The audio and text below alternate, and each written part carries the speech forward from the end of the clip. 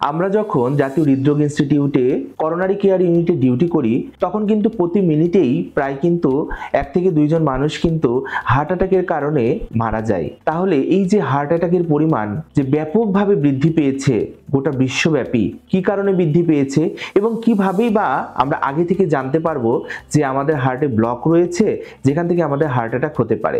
চলুন জেনে নেওয়া যাক যে কয়েকটি পরীক্ষার মাধ্যমে আমরা আগে থেকেই জানতে পারবো যে আমাদের হার্ট অ্যাটাক হবে কি হবে না বা আমাদের হার্টের কন্ডিশনটা কেমন আছে সেটা আমরা জানতে পারি। আমি ডক্টর অর্ণব কুমার চৌধুরী, মেডিসিন এবং হৃদরোগ বিশেষজ্ঞ হিসেবে কর্মরত আছে জাতীয় হৃদরোগ ইনস্টিটিউট, শেরেবাংলা নগর, ঢাকাতে। হার্টের কিন্তু বিভিন্ন ধরনের পরীক্ষা নিরীক্ষা রয়েছে। আমরা কিন্তু সব পরীক্ষাগুলো কিন্তু একবারে করাই না, আমরা কিছু পরীক্ষা স্টেপ বাই স্টেপ করাই। যেমন হার্টের খুব বেসলাইন একটি পরীক্ষা হলো ইসিজি, ইলেকট্রোকার্ডিওগ্রাম।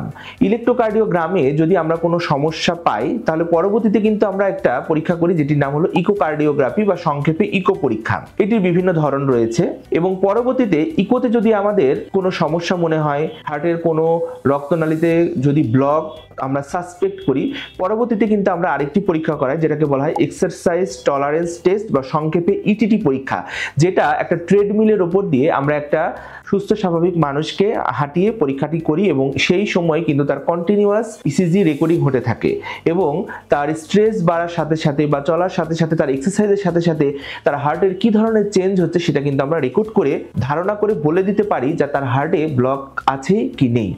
এবং ফাইনালি তার হার্টের রক্তনালীতে কোন জায়গায় কতটুকু ব্লক আছে সেইটা জানার জন্য আমরা যে সর্বশেষ পরীক্ষাটি করি সেটি হলো এনজিওগ্রাম। এবং এই করোনারি এনজিওগ্রাম বিভিন্ন ধরনের রয়েছে।